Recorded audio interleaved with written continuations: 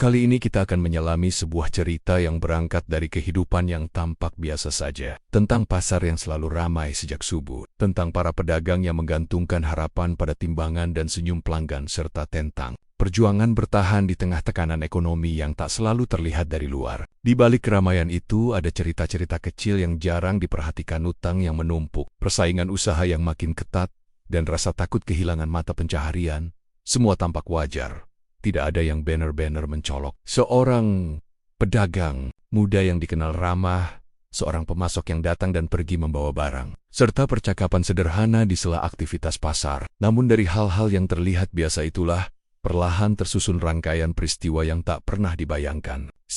Subuh belum banner-banner terang ketika denyut kehidupan mulai terasa di salah satu pasar tradisional terbesar di Semarang. Lampu-lampu kios menyala temaram, suara motor pengangkut barang bersahutan, dan aroma campuran sayur, rempah, serta daging segar memenuhi udara pagi. Di tempat inilah banyak keluarga menggantungkan harapan termisak. Rani sudah berdiri di balik meja kayunya sejak pukul 4 pagi. Tangannya cekatan menata potongan daging, menimbang dengan presisi, lalu membungkusnya. Rapi, senyumnya tak pernah absen. Para pelanggan mengenalnya sebagai pedagang yang jujur dan tidak banyak bicara, tetapi selalu ramah. Seperti biasa ya Bu, setengah kilo, tanyanya lembut pada seorang pelanggan tetap.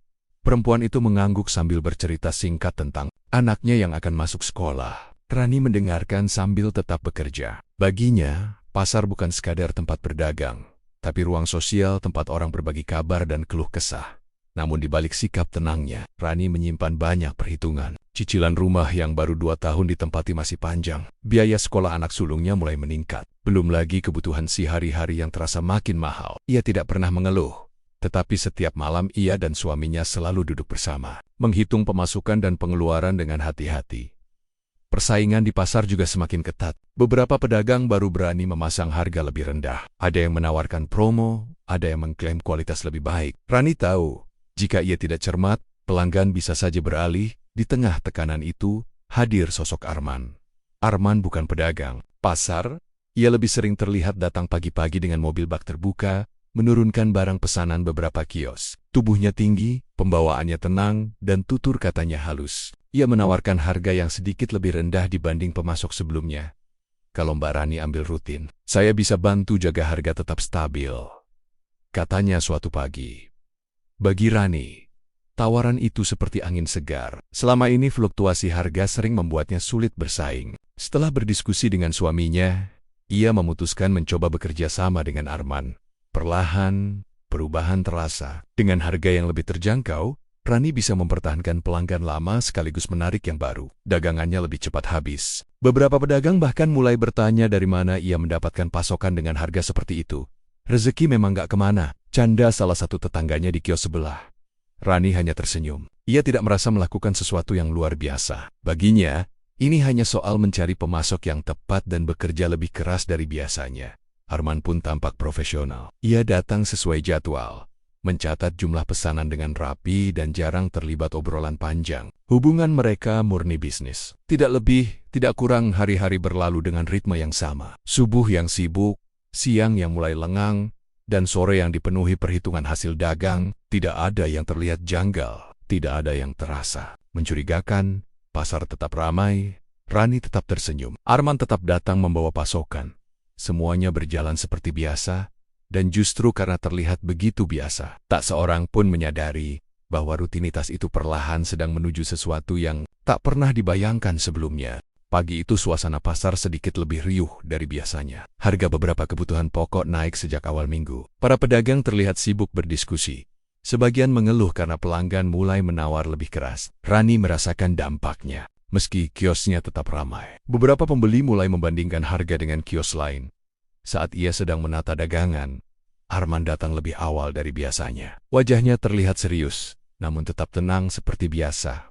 Mbak Rani, minggu depan, harga dari pemasok utama naik, ucapnya pelan. Tapi saya bisa kasih harga lebih rendah dari yang sekarang. Kalau Mbak mau tambah jumlah ambilnya. Rani berhenti sejenak. Lebih rendah lagi, Mas? Memangnya bisa? Arman mengangguk. Dia, jalur distribusi khusus. Jadi biaya operasionalnya bisa ditekan. Aman, Mbak. Saya yang tanggung jawab. Kalimat itu terdengar sederhana, tapi cukup membuat Rani berpikir. Jalur distribusi khusus? Ia tidak langsung bertanya lebih jauh. Di satu sisi, tawaran itu menggiurkan. Dengan harga lebih murah, ia bisa mengalahkan pesaing di deretan kios sebelah. Di sisi lain, ada rasa ragu yang tipis, seperti bayangan yang belum jelas bentuknya. Malam harinya, Rani menceritakan tawaran itu kepada suaminya. Mereka duduk di ruang tamu kecil rumah mereka, ditemani suara televisi yang menyala pelan. Kalau memang lebih murah dan barangnya bagus, kenapa enggak? Kata suaminya, hati-hati. Yang penting kita bisa bayar cicilan tepat waktu. Anak juga sebentar lagi daftar ulang sekolah. Rani mengangguk pelan. Ia tahu kebutuhan keluarga tidak bisa menunggu. Dalam beberapa bulan terakhir, biaya terasa makin menaik. Ia tidak ingin kehilangan pelanggan hanya karena selisih harga yang tipis. Keesokan paginya, ia menyetujui tawaran Arman. Beberapa hari setelah itu, perubahan mulai terasa. Harga di kios Rani sedikit lebih rendah dibanding pedagang lain. Pelanggan bertambah, beberapa bahkan mulai memesan dalam jumlah besar untuk warung makan kecil di sekitar pasar. Namun perhatian pun mulai tertuju padanya. Di sela-sela waktu senggang, dua pedagang di ujung lorong terlihat berbicara sambil melirik ke arah kios Rani. Cepat sekali berkembangnya, bisik salah satu dari mereka. Iya. Dari mana bisa dapat harga segitu terus? Jawab yang lain. Rani sebenarnya tidak bermaksud menarik perhatian. Ia hanya menjalankan usahanya seperti biasa. Tetapi pasar adalah tempat di mana kabar beredar lebih cepat dari angin. Suatu pagi, ketika Arman mengantarkan barang, seorang pedagang lain sempat menyapa dengan nada bercanda. Wah, Mas Arman ini sekarang eksklusif ya? Katanya ada jalur khusus segala. Arman tersenyum tipis. Namanya juga usaha, Pak.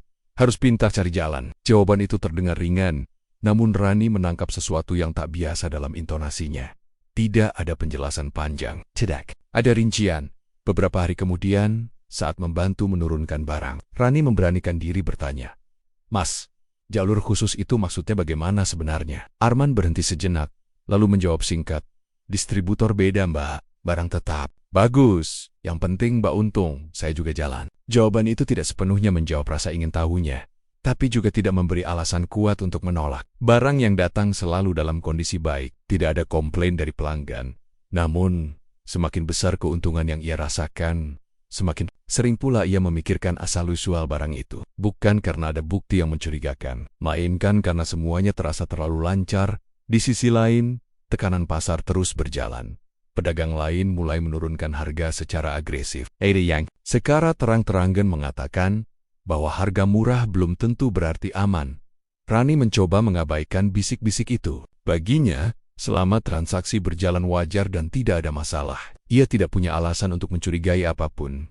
Tetapi di antara keramaian pasar yang tampak normal, sebuah benih kecil keraguan mulai tumbuh. Tidak cukup besar untuk menghentikan langkahnya, namun cukup untuk membuatnya sesekali terdiam saat melihat mobil Arman pergi meninggalkan area pasar. Rutinitas masih berjalan seperti biasa. Pelanggan tetap datang, uang tetap masuk ke laci kayu di bawah meja. Namun di balik penawaran yang menggiurkan itu, ada sesuatu yang perlahan bergerak, sesuatu yang belum terlihat jelas, tapi mulai mengubah arah cerita tanpa disadari siapapun. Pagi itu terasa berbeda, meski pasar tetap seramai biasanya. Rani sudah menunggu sejak subuh, tetapi mobil bak terbuka milik Arman tak kunjung terlihat di pintu masuk. Biasanya, sebelum azan subuh selesai, Arman sudah tiba dan menurunkan barang. Dengan gerakan cepat dan teratur, Rani mencoba menenangkan diri. Mungkin terlambat, mungkin ada kendala di jalan. 1 jam berlalu. Ponsel Arman tak aktif saat dihubungi. Rani mulai merasa tidak nyaman. Stok di kiosnya memang masih cukup untuk hari itu, tetapi untuk esok hari ia membutuhkan pasokan baru. Beberapa pedagang lain mulai bertanya, biasanya Mas Arman datang pagi sekali, ya? Iya, tumben gak kelihatan. Hari itu berlalu tanpa kabar. Rani mencoba fokus melayani pelanggan, tetapi pikirannya terus kembali pada ketidakhadiran Arman. Keesokan harinya, situasi menjadi lebih jelas dan lebih mengkhawatirkan. Menjelang siang, 2 orang tak dikenal datang ke pasar, bertanya dari kios ke kios. Mereka memperlihatkan foto Arman di layar ponsel. Ini terakhir kali terlihat di sini ya? Tanya seorang perempuan parubaya dengan wajah cemas. Rani mengenali wajah itu. Istri Arman. Perempuan itu menjelaskan bahwa Arman sudah 2 hari tidak pulang, ponselnya tidak aktif, tidak ada kabar. Keluarga sudah mencoba menghubungi rekan bisnisnya, tetapi tidak ada yang tahu pasti keberadaannya. Pasar yang biasanya riuh mendadak terasa lebih pelan. Bisik-bisik mulai terdengar. katanya hilang. Terakhir ke pasar kan? Sore harinya, kabar beredar bahwa keluarga Arman resmi melaporkan kehilangan ke kantor polisi setempat. Berita itu menyebar cepat melalui grup pesan pedagang. Rani membaca pesan itu berulang kali. Ada perasaan aneh yang sulit dijelaskan. Ia bukan keluarga Arman, bukan pula teman dekat. Hubungan mereka murni bisnis. Namun karena ia salah satu pelanggan tetapnya, ia merasa ikut terseret dalam situasi yang tidak ia pahami. 2 hari setelah laporan dibuat, suasana pasar kembali berubah. 2 petugas kepolisian datang mengenakan pakaian sipil. Mereka berbicara dengan pengelola pasar, lalu mulai mendatangi beberapa kios. Pertanyaan mereka sederhana dan terarah. Siapa saja yang rutin bertransaksi dengan saudara Arman? Terakhir kali bertemu kapan? Ada perubahan perilaku? Nama Rani disebut oleh salah satu pedagang lain sebagai pembeli rutin dalam jumlah cukup besar. Jantungnya berdegup lebih cepat saat petugas mendekat ke kiosnya. Selamat pagi, Bu Rani. Kami ingin menanyakan beberapa hal terkait laporan orang hilang atas nama Arman. Nada bicara mereka tenang, profesional. Tidak ada tutulan. Hanya pertanyaan. Rani menjawab sesuai yang ia tahu. Terakhir bertemu 3 hari lalu. Arman datang seperti biasa. Tidak ada percakapan aneh. Tidak ada tanda-tanda tergesa atau cemas. Petugas mencatat setiap jawaban dengan saksama. Kami sedang memeriksa daftar transaksi terakhirnya. Nama ibu termasuk salah satu kontak yang cukup sering berkomunikasi, ujar salah satu petugas. Kalimat itu terdengar netral, tetapi cukup membuat udara terasa lebih berat. Rani mencoba mengingat kembali percakapan terakhir mereka. Hanya soal, jumlah pesanan dan jadwal pengiriman, tidak lebih.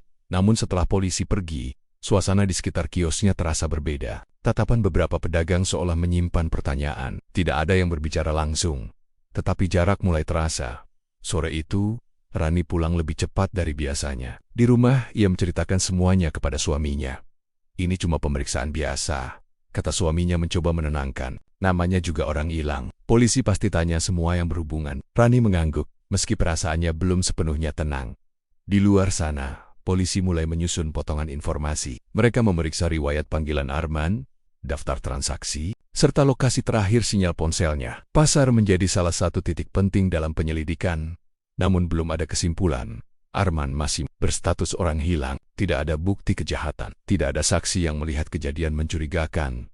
Hanya satu fakta yang mulai membentuk lingkaran kecil perhatian. Komunikasi terakhir Arman sebelum ponselnya tak aktif adalah dengan beberapa pedagang. Dan salah satunya adalah Rani. Belum ada tuduhan, belum ada penetapan apapun. Tetapi untuk pertama kalinya, rutinitas yang selama ini terasa aman mulai dibayangi ketegangan yang nyata. Pagi itu pasar belum sepenuhnya ramai ketika 2 mobil polisi berhenti di pintu masuk. Beberapa pedagang yang sedang menata barang langsung saling pandang. Kabar tentang hilangnya Arman memang belum reda, tetapi kedatangan aparat secara terbuka membuat suasana berubah tegang. Rani yang sedang menimbang pesanan pelanggan melihat 2 petugas berjalan mendekat. Kali ini mereka tidak hanya bertanya, mereka membawa surat tugas pemeriksaan. Bu Rani, kami perlu melakukan pengecekan area kios dan gudang penyimpanan, ujar salah satu petugas dengan nada tetap sopan namun tegas. Rani mengangguk pelan, terasa dingin. Meski ia berusaha tetap tenang, ia merasa tidak melakukan kesalahan, tetapi tetap saja ada rasa takut ketika tempat usahanya diperiksa. Beberapa pedagang mulai memperhatikan dari kejauhan. Ada yang pura-pura sibuk, ada yang terang-terangan menatap polisi memeriksa etalase, timbangan, buku catatan transaksi. Semuanya terlihat wajar. Lalu mereka meminta melihat ruang penyimpanan di belakang kios. Gudang kecil itu tak lebih dari ruangan sempit berdinding semen. Di sana terdapat satu freezer lama yang sudah terdaftar dalam izin usaha. Namun di sudut ruangan, tertutup kain terpal. Berdiri satu freezer tambahan, petugas berhenti di depannya. Ini sudah terdaftar dalam izin usaha, Bu? Tanya mereka. Rani terdiam sejenak. Freezer itu baru dibelinya beberapa bulan lalu untuk menampung tambahan stok sejak bekerja sama dengan Arman. Ia memang belum sempat memperbarui data perizinan. Belum, Pak. Baru tambahan. Saya kira tidak masalah karena masih di area kios. Jawabnya jujur. Petugas saling bertukar pandang dan mencatat sesuatu. Isi freezer diperiksa. Tidak ditemukan sesuatu yang langsung melanggar hukum. Namun temuan alat penyimpanan tambahan tanpa pelaporan resmi cukup untuk menambah catatan dalam pemeriksaan. Dalam hitungan jam, kabar itu menyebar ke seluruh pasar. Freezer tambahan, loh, katanya belum ada diizin. Jangan-jangan, bisik-bisik tumbuh menjadi asumsi. Asumsi berubah menjadi opini. Siang harinya, sebuah akun media lokal mengunggah berita singkat. Polisi periksa kios pedagang terkait laporan orang hilang. Di Pasar Semarang. Tanpa menyebut nama lengkap, tetapi cukup jelas bagi warga pasar untuk tahu siapa yang dimaksud. Pelanggan mulai berkurang sore itu. Beberapa yang datang terlihat ragu. Ada yang membatalkan niat membeli dengan alasan sederhana. Maaf, Bu, besok saja ya. Rani mencoba tersenyum seperti biasa, tetapi ia merasakan perubahan itu nyata. Tatapan yang dulu hangat kini terasa penuh tanda tanya. Di rumah, suasana tak kalah berat. Suaminya membaca komentar di media sosial dengan wajah cemas. Orang-orang cepat sekali menyimpulkan. Gumamnya. Rani hanya terdiam. Ia mulai menyadari bahwa dalam situasi seperti ini, kebenaran bukan hal pertama yang dipercaya publik. Yang lebih cepat menyebar adalah dugaan. Keesokan harinya, polisi kembali memanggilnya ke kantor untuk klarifikasi tambahan. Pertanyaan semakin rinci. Jumlah pasokan, jadwal pengiriman, komunikasi terakhir dengan Arman, semua ia jawab sesuai ingatan.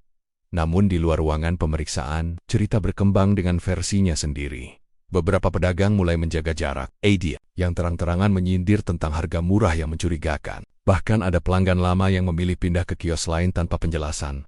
Rani kini berada di posisi yang sulit. Belum ada tuduhan resmi, belum ada penetapan tersangka. Tetapi di mata publik, ia sudah berada dalam lingkaran curiga. Setiap langkahnya terasa diawasi. Setiap jawabannya seperti diuji.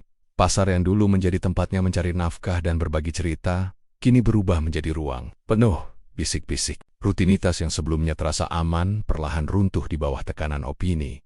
Dan tanpa bukti yang jelas sekalipun, Rani mulai terlihat sebagai sosok yang paling dekat dengan misteri hilangnya Arman. Belum ada kesimpulan dari pihak kepolisian.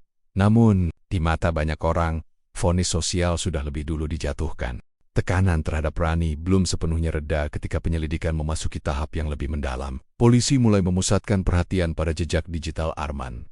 Riwayat panggilan, pesan singkat, hingga pergerakan lokasi ponsel menjadi potongan penting dalam teka-teki yang belum tersusun utuh. Di ruang penyelidikan, data demi data ditampilkan di layar komputer. Tercatat Arman terakhir kali aktif berkomunikasi dengan beberapa pedagang, termasuk Rani. Waktu percakapan itu berjarak beberapa jam sebelum ponselnya tak lagi aktif. Namun satu fakta baru mulai mengubah arah perhatian. Berdasarkan pelacakan sinyal, terakhir lokasi ponsel Arman tidak berada di sekitar pasar saat menghilang. Titiknya justru terdeteksi di sebuah kawasan pinggiran kota, cukup jauh dari pusat aktivitas perdagangan. Informasi itu menjadi perbincangan internal di kepolisian. Artinya setelah dari pasar, dia masih bergerak, ujar salah satu penyidik temuan. Ini belum membebaskan siapapun dari kecurigaan, tetapi jelas membuka kemungkinan lain. Jika lokasi terakhir berada di luar pasar, maka peristiwa yang menyebabkan hilangnya Arman mungkin terjadi di tempat lain.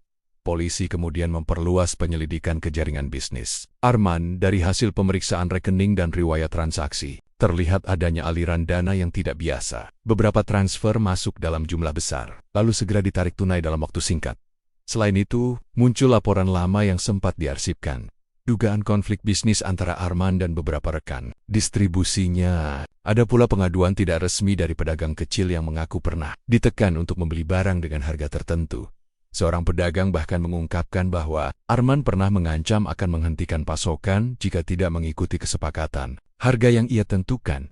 Informasi tersebut membuat gambaran Arman sebagai pemasok tenang dan profesional mulai retak. Di balik sikapnya yang terlihat stabil, ternyata ada dinamika bisnis yang lebih rumit. Sementara itu, Rani kembali dipanggil untuk dimintai keterangan tambahan. Kali ini, suasana lebih tenang. Penyidik menanyakan detail komunikasi terakhir dan pola kerjasama mereka. Apakah pernah ada perselisihan? Apakah saudari mengetahui sumber barang secara detail? Rani menjawab dengan konsisten seperti sebelumnya. Tidak ada konflik pribadi, tidak ada ancaman. Ia hanya tahu bahwa Arman menawarkan harga lebih murah melalui jalur distribusi berbeda. Ketika ditunjukkan data lokasi terakhir ponsel Arman yang berada di luar kota, Rani tampak terkejut. Setelah dari pasar, saya tidak tahu kemana dia pergi, ucapnya pelan. Konsistensi jawabannya dicatat. Tidak ditemukan perubahan cerita. Tidak ada kontradiksi mencolok. Namun tetap ada ruang kosong yang belum terisi. Jika Arman memiliki konflik dengan pihak lain, mengapa tidak ada tanda-tanda ancaman sebelum ia menghilang? Mengapa justru komunikasi terakhirnya banyak terjadi dengan pedagang pasar? Di sisi lain, isu tentang Rani mulai sedikit mereda di kalangan pedagang. Beberapa mulai mendengar kabar bahwa lokasi terakhir Arman bukan di pasar. Namun reputasi yang sudah terlanjur tercoreng tidak serta-merta pulih. Rani tetap merasakan jarak dalam interaksi sehari-hari. Pelanggan memang perlahan kembali, tetapi suasana tidak lagi sama. Di kantor polisi, penyidik menyusun ulang arah penyelidikan. Fokus tak lagi sepenuhnya tertuju pada pasar. Ada kemungkinan bahwa kasus ini melibatkan jaringan distribusi yang lebih luas. Satu persatu nama dari daftar transaksi Arman diperiksa. Beberapa kontak berasal dari luar kota. Beberapa nomor terdaftar atas nama perusahaan kecil yang alamatnya sulit diverifikasi.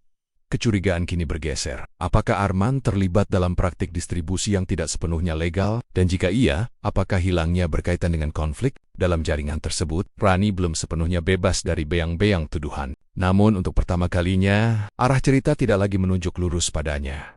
Ketegangan belum hilang, tetapi pola yang terbentuk mulai menunjukkan bahwa kasus ini mungkin lebih besar dari sekadar hubungan antara pedagang dan pemasok di balik jejak digital yang perlahan terkuak. Tersimpan kemungkinan baru bahwa misteri hilangnya Arman mungkin bukan berasal dari pasar, melainkan dari lingkaran bisnis yang selama ini tersembunyi dari pandangan banyak orang. Penyelidikan yang awalnya berputar di sekitar pasar kini bergerak lebih jauh. Data transaksi Arman yang dianalisis tim siber kepolisian menunjukkan pola yang tidak biasa. Aliran dana masuk tidak hanya berasal dari pedagang kecil, tetapi juga dari rekening perusahaan yang berlokasi di luar kota. Nominalnya pun jauh lebih besar dibanding transaksi pasar biasa. Salah satu penyidik menyimpulkan, Arman bukan sekadar pemasok lokal. Ia diduga menjadi penghubung dalam jaringan distribusi lintas kota yang selama ini berjalan di bawah radar.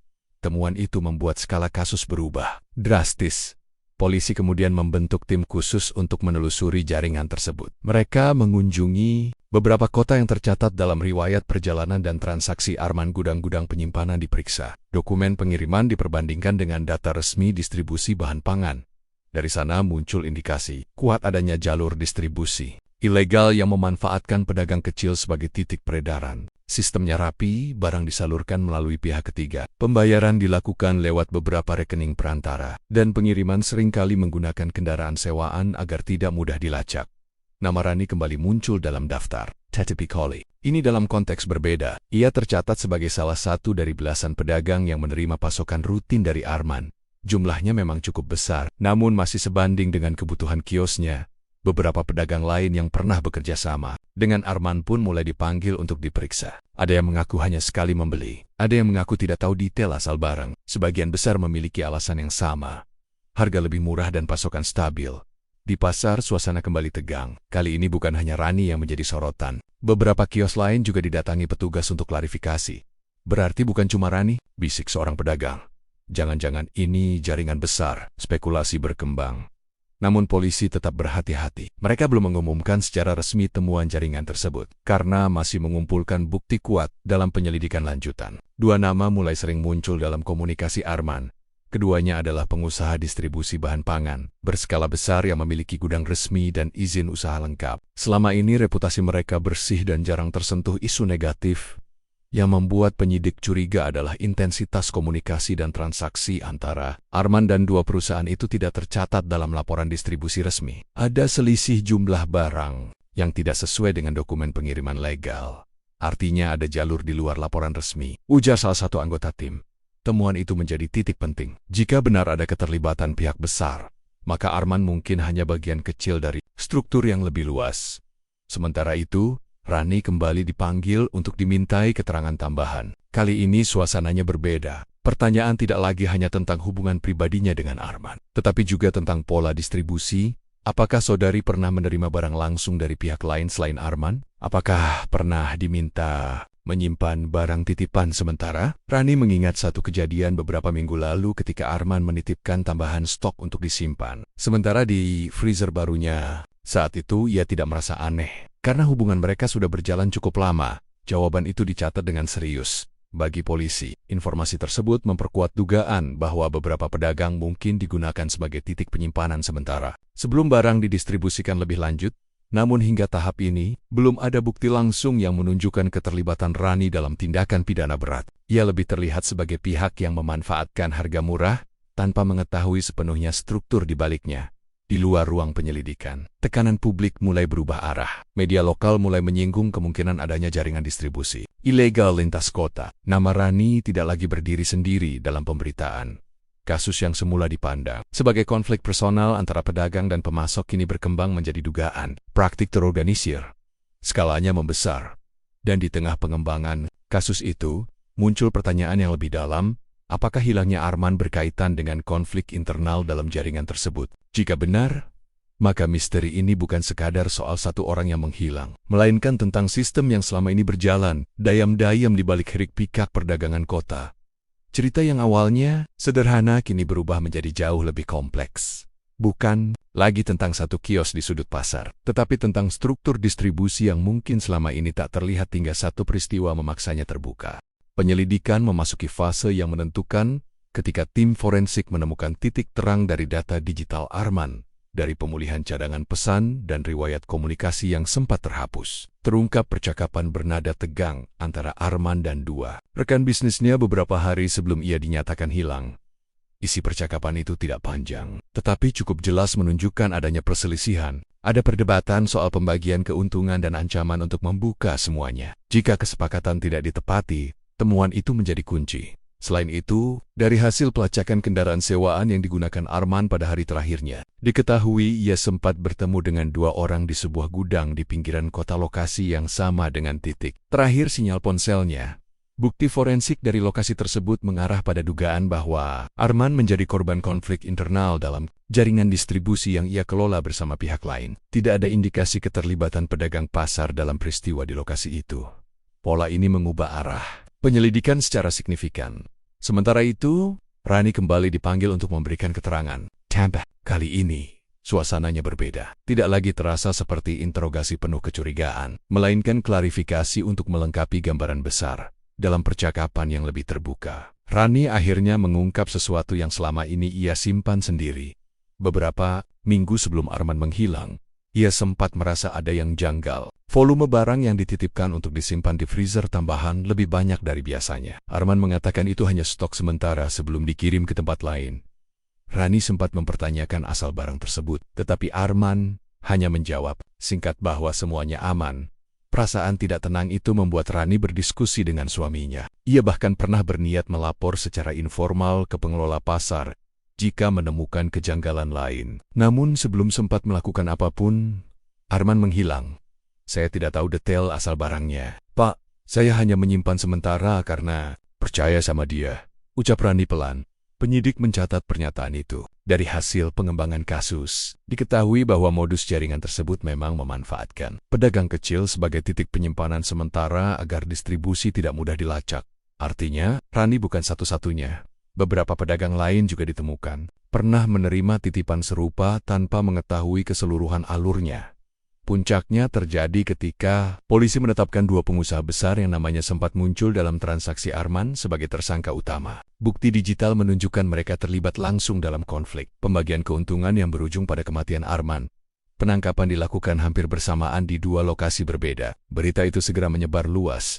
Publik yang sebelumnya menyorot Rani kini terkejut melihat arah kasus berubah drastis. Media lokal memberitakan bahwa jaringan distribusi ilegal lintas kota berhasil diungkap, dan Arman diduga menjadi korban perselisihan internal. Nama Rani tidak lagi disebut sebagai pusat kecurigaan, namun dampak sosial yang ia alami tidak serta-merta hilang. Reputasinya sudah terlanjur tercoreng. Beberapa pelanggan memang kembali, tetapi tidak semuanya. Di pasar, bisik-bisik berubah nada, ternyata bukan dia.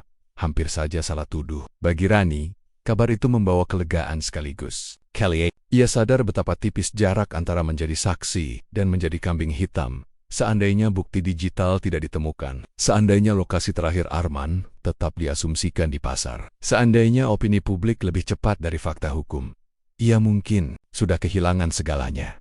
Kini kebenaran mulai tersusun dengan lebih jelas. Arman bukan korban konflik sederhana, melainkan bagian dari jaringan yang akhirnya menelannya sendiri. Dan Rani, yang hanya berusaha bertahan di tengah tekanan ekonomi, hampir saja ikut terseret sebagai pelaku utama.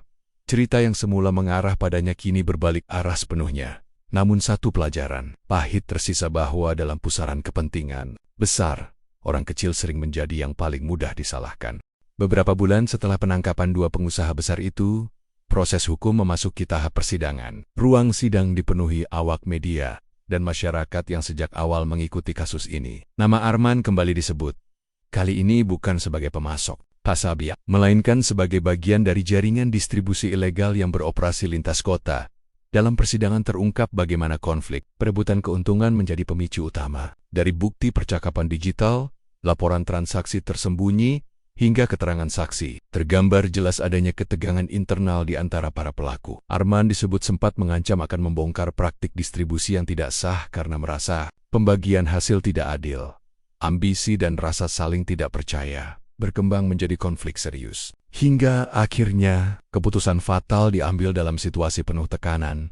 Majelis hakim mempertimbangkan seluruh bukti forensik dan digital yang diajukan jaksa. Dalam putusannya, dua pelaku utama dinyatakan bersalah dan dijatuhi hukuman berat sesuai peran mereka dalam jaringan tersebut serta keterlibatan dalam kematian Arman. Putusan itu disambut berbagai reaksi. Namun satu hal menjadi jelas, skema yang selama ini berjalan diam-diam akhirnya terungkap dan dihentikan. Di sisi lain, nama Rani juga sempat disebut dalam persidangan. Tetapi dalam konteks berbeda, ia dinyatakan tidak terlibat dalam tindak pidana. Namun pengadilan tetap menilai adanya kelalaian administratif dalam usahanya, terutama terkait penyimpanan barang titipan tanpa pelaporan izin tambahan. Rani menerima sanksi administratif dan denda, tidak berat dibanding hukuman pelaku utama. Tetapi cukup menjadi pengingat bahwa kelalaian sekecil apapun dapat membawa konsekuensi. Ketika semuanya usai, kehidupan tidak serta-merta kembali seperti semula. Pasar di Semarang itu kembali ramai. Seperti biasanya, suara tawar-menawar terdengar lagi sejak subuh. Motor pengangkut barang kembali hilir mudik. Namun bagi Rani, suasananya terasa berbeda. Beberapa pelanggan lama memang kembali. Ada yang bahkan meminta maaf karena sempat ikut terpengaruh isu, tetapi sebagian lainnya memilih tetap menjaga jarak. Kepercayaan yang sempat retak tidak mudah diperbaiki. Kios Rani tidak lagi seramai dulu. Ia tetap berdiri setiap pagi dengan senyum yang sama, tetapi kini ada kehati-hatian dalam setiap keputusan. Ia lebih teliti memeriksa dokumen, lebih tegas, menolak tawaran yang tidak jelas asal-usulnya.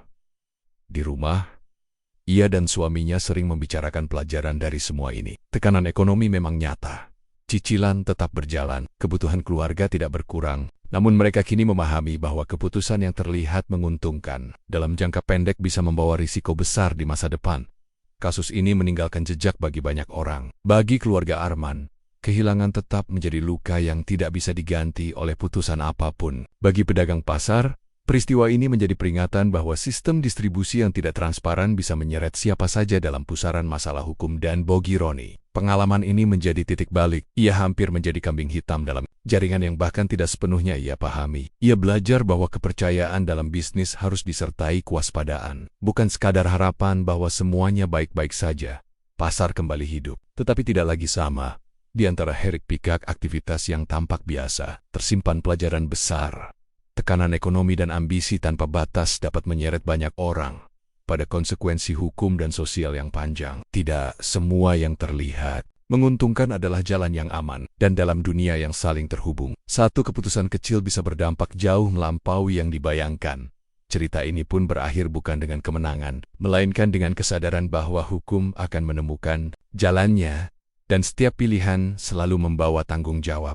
Teman-teman, dari kisah ini kita belajar satu hal penting. Tekanan ekonomi dan ambisi yang tak terkendali bisa menyeret siapa saja ke dalam pusaran masalah yang jauh lebih besar dari yang dibayangkan. Arman kehilangan nyawa karena konflik dan keserakahan dalam jaringan yang ia bangun sendiri. Dua pelaku utama harus mempertanggungjawabkan perbuatannya di pengadilan. Sementara Rani, yang hampir menjadi kambing hitam, tetap harus menanggung dampak sosial dan rusaknya kepercayaan. Pasar kembali ramai.